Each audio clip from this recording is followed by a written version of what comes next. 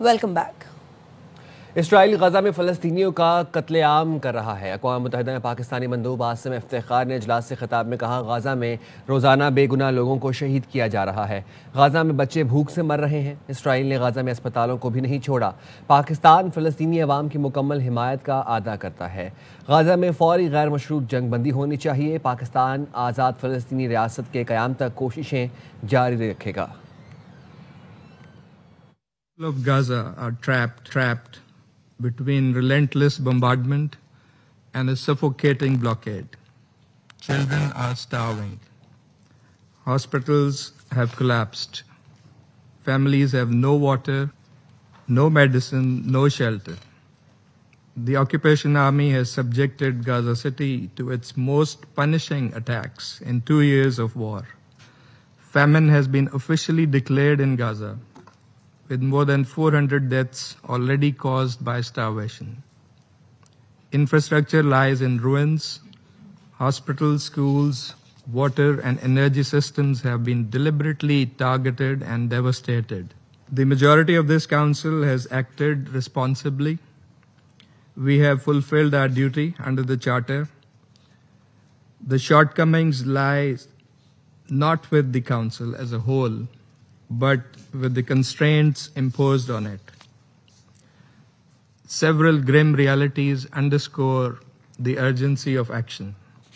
Ignoring the calls for a ceasefire and having repeatedly undermined and sabotaged the negotiations, the Israeli onslaught on Gaza City is now claiming dozens of lives daily and could uproot 1 million people. Pakistan reaffirms its unwavering support for the Palestinian people in their just struggle for self-determination, dignity and justice. अमरीका ने गजा में फौरी जंग बंदी की करारदाद veto कर दी। गैर मुल्की खबर एजेंसी के मुताबिक अमरीका ने छठी बार गजा में जंग बंदी की करारदाद वीटो की। सलामती काउंसिल के 14 अरकान ने करारदाद के हक में वोट दिया। करारदाद में फौरी जंग बंदी, महफूज और बिला रुकावट इमदाद की रसाई का मुतालबा किया गया था। भारत के फ्लैगशिप मंसूबे चाबहार पर बहार आने से पहले खिज़ां छा गई। ट्रंप के एक हुक्म से मंसूबा ज़मीन बोस हो गया। अमेरिका ने भारत को ईरानी चाबहार बंदरगाह पर दी गई छूट वापस ले ली। इतलाक 29 सितंबर से होगा। अफगानिस्तान और वस्ती एशिया तक भारत की स्ट्रेटेजिक रसाई अब ख्वाब बन गई। भारत ने गुज़िश्ता साल ईरान से 10 साल के ठेके पर चाबहार पोर्ट का कंट्रोल हासिल किया था। भारत एक बार फिर दुनिया के सामने बेनकाब। अमरीकी हुकूमत ने भारतीय कारोबारी शख्सियात के वीज़े मनसूख कर दिए। इल्ज़ाम है कि भारतीय शहरी जानलेवा मनशियात की आलमी स्मगलिंग में मुलव्वस हैं। अमरीकी हुकूमत के मुताबिक भारतीय कारोबारी शख्सियात ममनुआ नशे की स्मगलिंग में बराह रास्त किरदार अदा कर रही है। वीज़ों की मनसूखी सदर ट्रंप की मनशियात के खिलाफ मुहिम का हिस्सा है। अमरीकी कांग्रेस की रिपोर्ट में भारत को 23 बड़े मनशियात पैदा करने या गुजरगाहों मुल्कों में शामिल किए गए हैं।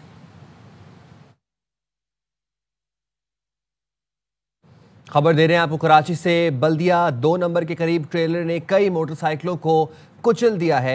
हादसे में 4 मोटरसाइकिल सवार जख्मी हुए हैं। जख्मियों को अस्पताल मुंतकिल कर दिया गया है। 22 व्हीलर ट्रेलर ने के नीचे 3 मोटरसाइकिलें दबी हुई हैं। नज़ीर शाह इस वक्त हमारे साथ मौजूद हैं। नज़ीर बताएगा, मोटरसाइकिल्स इस वक्त भी ट्रेलर के नीचे दबी हुई हैं? बिल्कुल, देखें साइम, ये बल्दिया 2 नंबर है जहाँ पर तेज रफ्तार जो ट्रॉलर है वो बेकाबू हो गया और मोटरसाइकिल सवारों पर चढ़ दौड़े जो अपने दफातर और दीगर कामों पर जा रहे थे।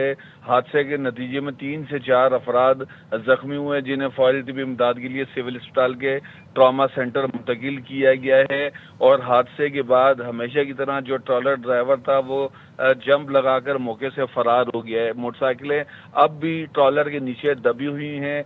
वहां पर आवाम की बड़ी तादाद जमा हो गई है, जबकि ट्रैफिक पुलिस और रेस्क्यू रजाकार भी मौके पर पहुंच गए हैं और ट्रैफिक पुलिस की जानिब से अब उस ट्रेलर को सड़क से हटाकर ट्रैफिक की रवानी को भी बहाल किया जाएगा, जो इस हादसे के बाद से ट्रैफिक जाम की सूरत हाल बन गई है। और ये हादसा तेज रफ्तारी के बायस पेश आया है। एक ऐसी सड़क जहां पर वैसे ही ट्रैफिक बहुत ज्यादा होता है, उस पर इतनी तेज रफ्तारी से ट्रॉलर का चलना वैसे ही सवालिया निशान है। और हादसे के बाद अब पुलिस की जानिब से मजीद कानूनी कार्रवाई की जा रही है। जी नज़ीर, एक बात बताएगा, रात गए से सुबह सवेरे तक का टाइम होता है हैवी व्हीकल्स के लिए रोड पर आने के लिए, तो क्या ये खिलाफ वर्जी की जा रही थी यहाँ पर? बिल्कुल ये खिलाफ वर्जी की जा रही थी, क्योंकि इनका जब टाइम ख़त्म होने वाला होता है तो ये अपनी स्पीड और बढ़ा देते हैं, क्योंकि 8 बजे तक इनको अपने तमाम काम ख़त्म करने होते हैं, लेकिन ये आखिरी वक्त में बजाय उस काम को वहीं पर रोक दें, ये मज़ीद और तेज़ी से निकलने की कोशिश करते हैं ताकि ये अपने वक्त पर अपनी मंजिल तक पहुँच सके। और इसी वजह से हादसा भी रोनुमा होते हैं, तेज़ रफ्तारी, गफलत और दीगर वजूहात की वजह से हादसा होते हैं, और ये हादसा भी इसी वजह से पेश आया है। जी नज़ीर, यही वो वजह है जिसकी वजह से डैश कैम का कानून पास किया गया था। क्या इस ट्रेलर में डैश कैम मौजूद था? देखिए, अभी तो पुलिस पहुंची है, बिल्कुल रिसेंट अभी ये हादसा हुआ है, और पुलिस ये चेक करेगी कि इसके अंदर ट्रैकर नर्व था जो उसकी स्पीड चेक कर सके कि जब हादसा हुआ इसकी स्पीड क्या थी।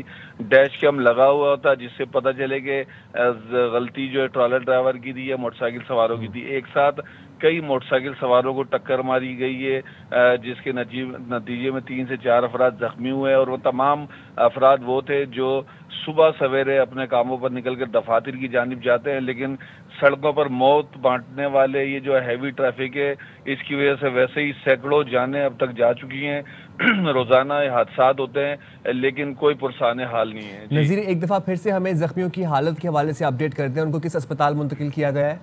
देखिए, जो 3 से 4 जख्मी हैं उनको तमाम को सिविल अस्पताल के ट्रॉमा सेंटर मुंतकिल किया गया है। जिस वक्त हादसा पेश आया उस वक्त कोई रेस्क्यू टीम वहाँ पर नहीं थी। लोगों ने अपनी मदद आप के तहत मुख्तलिफ मुतबादिल ज़राए से इनको अस्पताल पहुँचाया है, जहाँ पर अभी ये सिविल अस्पताल में ज़ेर इलाज हैं। जी चलें, बहुत शुक्रिया नज़ीर शाह, आप हमें अपडेट कर रहे थे। और बल्दिया 2 नंबर के करीब ट्रेलर ने कई मोटरसाइकिलों को कुचल दिया। हादसे में 4 मोटरसाइकिल सवार जख्मी हुए, जिनको अस्पताल मुंतकिल किया जा चुका है।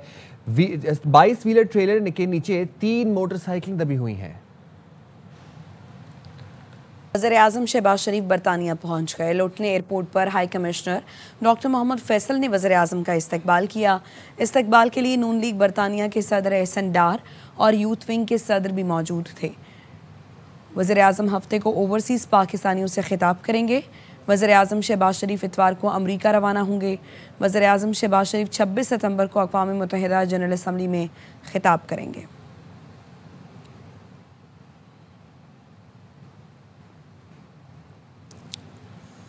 पाकिस्तान और सऊदी अरब के मुआहिदे से भारत में सफ़े मातम बिछ गई।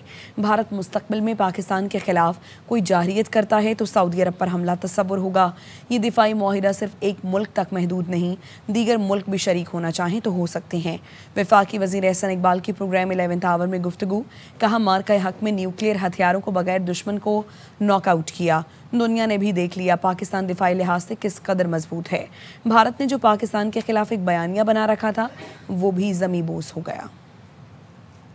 के अंदर भी एक बहुत बड़ी एम्बैरसमेंट, अगरचे वो उसका खुल के एतराफ़ नहीं करते। पाकिस्तान के दिफा में जो एक स्ट्रेटिजिक डेप्थ मज़ीद आई है तो यकीनन उससे वो बहुत परेशान है, और सफ़े मातम वहाँ पर बिछना कुदरती बात है। अगर इसमें कोई ऐसी बाइंडिंग क्लॉज तो नहीं है कि ये दोनों ममालिक के दरमियान ही रहेगा। कोई इसमें ऐन मुमकिन है कि अगर कोई और मुल्क भी शरीक होना चाहे तो इसका दायरा वसी भी हो सकता है। पाकिस्तान और सऊदी अरब के दरमियान दिफाई मुआहिदा तारीखी लम्हा है। बैनुल-अक़वामी मीडिया ने मुआहिदे को खित्ते की जियो पॉलिटिकल सूरत हाल के लिए अहम करार दे दिया। अल जज़ीरा टीवी ने अपनी रिपोर्ट में कहा दिफाई मुआहिदा दोनों मुल्कों के ताल्लुकात में अहम संग मील है। पाकिस्तान और सऊदी अरब इस्लामी दुनिया की क़यादत की सलाहियत रखते हैं। सरबरा JUIF मौलाना फजल रहमान का कराची में मार्च के शुरका से खिताब, कहा खुशी है दोनों मुल्कों के दरमियान दिफाई मुआहिदा हो गया। ये मुआहिदा इस्लामी दुनिया की मुश्तरका दिफाई हिकमत अमली का आगाज़ है। इस्लामी दुनिया की एक मुश्तरका दिफाई कुव्वत होनी चाहिए। अगर सऊदी अरब के बादशाह ने हमारे वजीर आजम को बुलाकर रियाज में 2 तरफा दिफाई मुआहिदे पे दस्तखत किए हैं, सऊदी अरब और पाकिस्तान दोनों इस्लामी दुनिया की क़यादत की सलाहियत रखते हैं, इस्लामी दुनिया की क़यादत के लिए आगे बढ़े। खुश हूँ आज 2 मुल्कों के दरमियान एक दिफाई मुआहिदा हो चुका है जो इस्लामी दुनिया के मुश्तरक दिफाई हिकमत अमली का आगाज होगा। वज़ीर आज़म शहबाज शरीफ ने कहा है कि वो सऊदी वली अहद के विजन का दिल से मोतरफ हैं। वज़ीर आज़म ने समाजी राब्ते की वेबसाइट पर लिखा, सऊदी वली अहद शहज़ादा मोहम्मद बिन सलमान से नहायत खुशगवार और मुफीद गुफ्तगू हुई। इलाकाई चैलेंजेस और 2 तरफ़ा ताउन के फ़रोग़ पर तबादला ख्याल किया गया।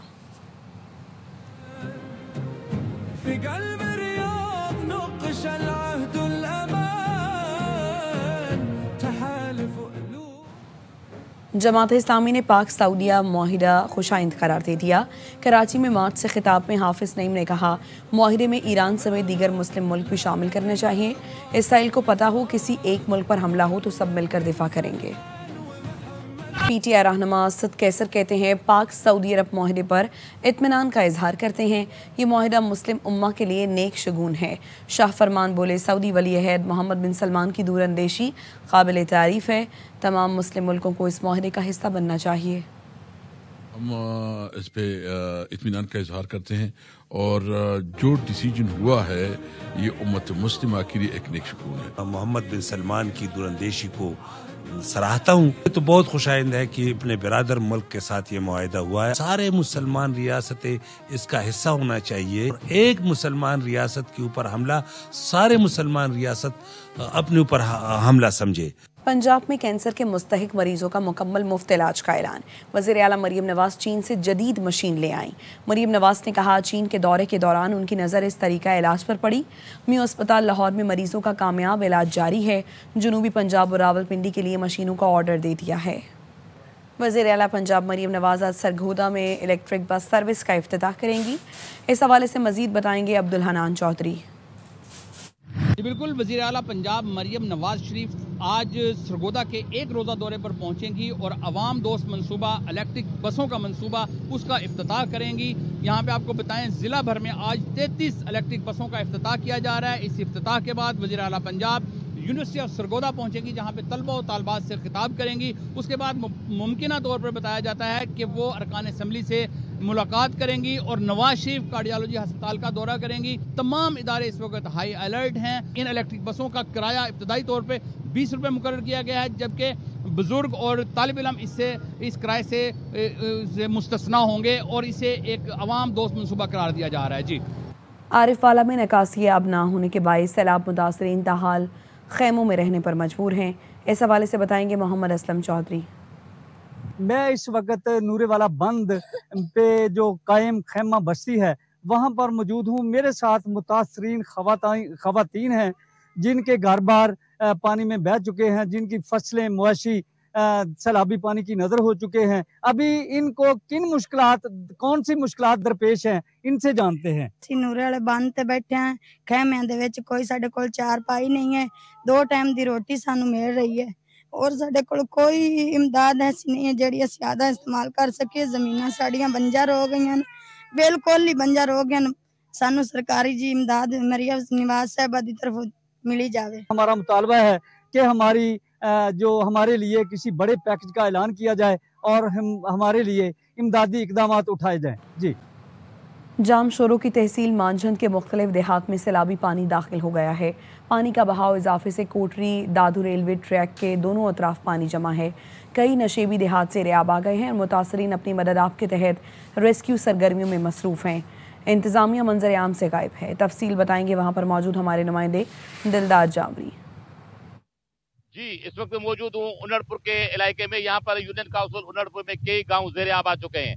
दरियाए सिंध में पानी का मुसलसल इजाफा हो रहा है। यहाँ से तकरीबन 3.5 लाख क्यूसेक पानी जो है वो गुजर चुका है, जिसके बायस यहाँ कई गांव ज़ेरे आब आ चुके हैं और यहाँ पर ये दोनों अतराफ में पानी आने से ट्रैक मुतासर होने का खदशा इम्कान मौजूद है, जबकि यहाँ इंडस हाईवे तक भी पानी पहुंच चुका है। इस हवाले से भी यहाँ पर देहात में मौजूद है, वो मुतासरीन उनसे मालूम करेंगे क्या सूरत हाल है। रेल की दोनों साइडों पे पानी आ चुका है और यहाँ पे कोई भी जो है ना हुकूमत की तरफ से कोई भी अमला नहीं पहुंचा है, कोई भी जो रेस्क्यू अमल भी नहीं पहुंचा है, ना ही कोई इमदाद है। लोग जो है ना दूसरे गांव में शिफ्ट हो रहे हैं। अभी बहुत बुरा हालत है, मलेशी सारा चला गया, डूब गया, घर डूब गए हैं, इतने इंतजाम तो कोई है ही नहीं। हुकूमत को फौरी तौर पर तवज्जो देके यहाँ गोट शमीर खान दाईदानो और दीगर जो या रिंद गोट हैं उनको मुतासरीन को फौरी तौर पर महफूज मकामात पर जो है वो मुंतकिल करने की जरूरत है। जी, दरियाए सिंध में सैलाबी सूरत हाल से कच्चे के कई देहात से रियाब। कश्मीर में बरतानवी हुकूमत के ताउन से फलाही तंजीम ने मुतासरीन को इमदाद फराहम की। सलीम सहितु की रिपोर्ट।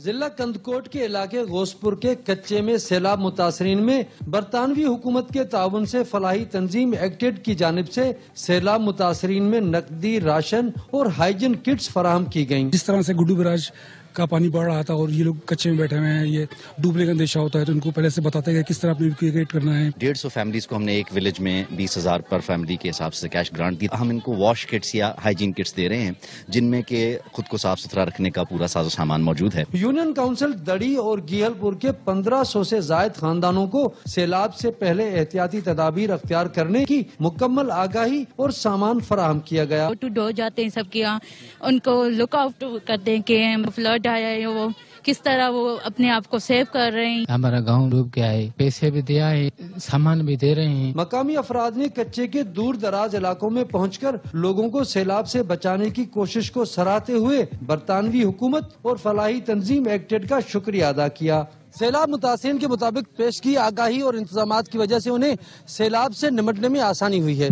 कैमरामैन शावली खान के साथ सलीम सहतो, AR1 न्यूज, कश्मीर। मुल्क के बेशतर इलाकों में मौसम गर्म और खुश्क रहेगा। कहीं कहीं गरज चमक के साथ बारिश का भी इम्कान है।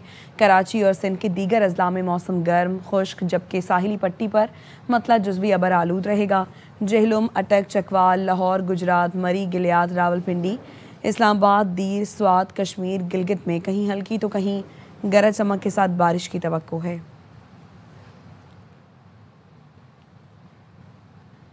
कराची में आज मौसम गर्म और मतला जुज़वी अबर आलूद रहेगा। साहिली पट्टी पर बूंदाबांदी मुतवक्के है।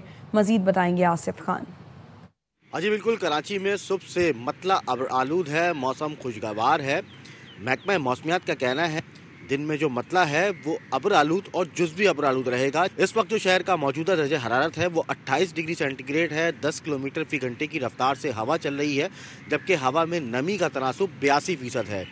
दिन में जो दर्जे हरारत रहेगा वो 31 से 33 डिग्री सेंटीग्रेड तक रहने का इम्कान है। दिन में जो हवा चलेगी वो 15 से 20 किलोमीटर फी घंटे की रफ्तार से चलेगी, जबकि हवा में नमी का तनासुब 60 से 65% तक रहेगा। महकमा मौसमियात के मुताबिक हवा में नमी के तनासुब में इजाफे की वजह से दिन में जो मौसम है वो मरतूब रहेगा और मुख्तलिफ इलाकों में दिन में और रात के औकात में हल्की बारिश और हल्की बूंदाबांदी के इम्कान हैं।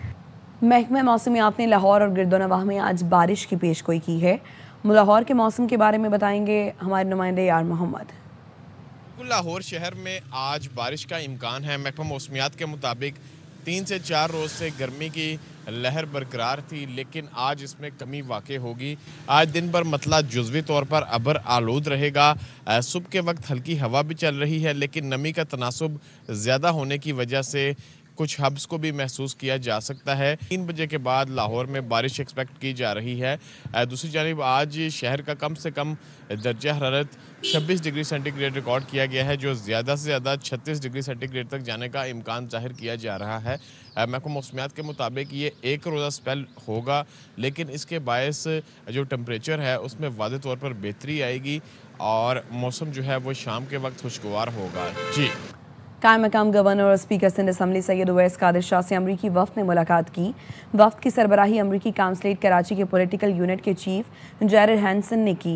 वफ़द में पॉलिटिकल स्पेशलिस्ट मोहम्मद साले शाह भी शामिल थे। जैरेड हैंसन ने नए तैनात होने वाले अमरीकी काउंसिल जनरल की जानिब से नेक तमन्नाओं का पैगाम पहुँचाया और सिंध असम्बली से ताल्लुकात मज़ीद मजबूत करने और इजलास की कार्रवाई में शिरकत की ख्वाहिश जाहिर की, जिस पर स्पीकर सिंध असम्बली सैयद उवैस कादिर शाह ने बताया कि असम्बली अपने दूसरे पार्लिमानी साल में 100 इजलास मुकम्मल करने की जानिब गामज़न है और अमरीकी मिशन के साथ बढ़ते हुए ताल्लुकात का खैर मकदम करते हैं। मुलाकात में बाहमी ताउन के मुख्तलिफ शोबों पर गुफ्तगू हुई, जिसमें एक्सचेंज प्रोग्राम्स, नौजवान अरकान असम्बली के लिए तरबियती मौक़े और असम्बली सेक्रेटेरिएट की इस्तादार बढ़ाने के इक़दाम शामिल थे। जैरेड हैंसन ने पाकिस्तान में हालिया सैलाबी सूरत हाल और मुतासरा आबादी के लिए अमरीकी मिशन की मुआवनत पर तबादला ख्याल किया। मुलाकात के अख्तिताम पर दोनों जानिब से पार्लिमानी ताउन को मज़ीद आगे बढ़ाने के आज़म का इजहार किया गया। सैयद उवैस कादिर शाह ने वफ़द को सिंध की रिवायती सिंधी टोपी और अजरक पेश की।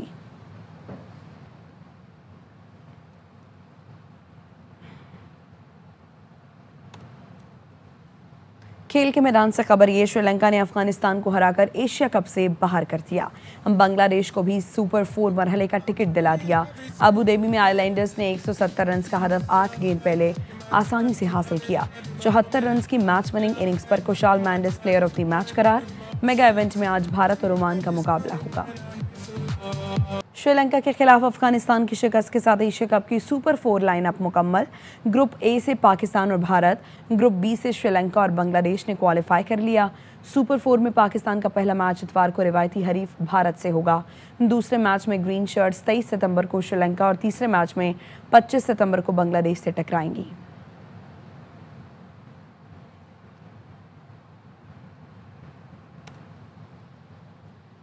और अब टेक्नोलॉजी न्यूज़।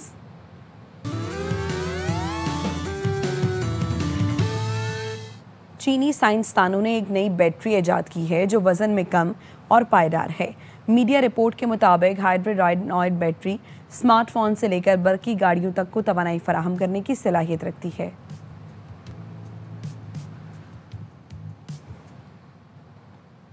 और अब business news. Pakistan stock market ने बुलंदियों का नया रिकॉर्ड कायम कर दिया। गुज़श्ता रोज़ पाकिस्तान स्टॉक एक्सचेंज में ज़बरदस्त तेज़ी देखी गई। मुल्की तारीख में पहली बार इंडेक्स 1,58,000 की नफसियाती हद उबूर कर गया। दिन के अख्ताम पर KSE 100 इंडेक्स में 1,775 पॉइंट्स का इजाफा देखा गया। इंडेक्स पहली बार 1,57,953 पॉइंट्स की नई बुलंद सतह पर हो गया।